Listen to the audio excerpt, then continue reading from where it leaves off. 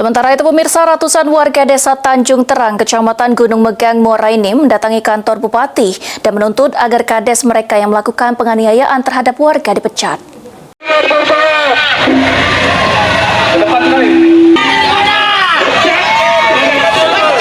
Ratusan warga desa Tanjung Terang, Kecamatan Gunung Megang mendatangi kantor Bupati Muara Enim untuk menuntut agar Bupati segera mencopot jabatan Rusmada yang merupakan kepala desa Tanjung Terang. Rusmada telah melakukan tindak penganiayaan kepada Pizi, warga desa Tanjung Terang.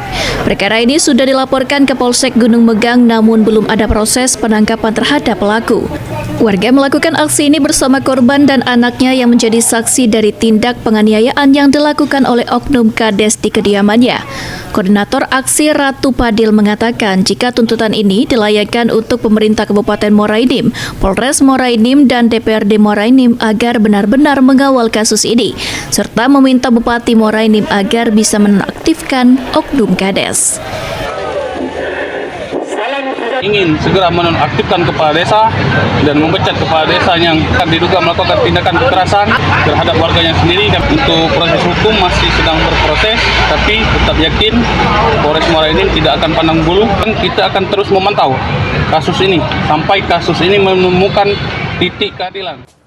Sementara itu, Sekda Muara Enim menerima tuntutan warga, namun memang membutuhkan proses karena saat ini pengajuan melakukan penonaktifan kades butuh investigasi terlebih dahulu sesuai undang-undang yang berlaku.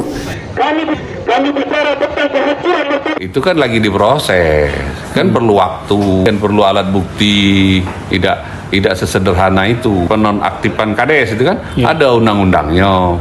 Jangan sampai kita ambil kebijakan melanggar undang-undang.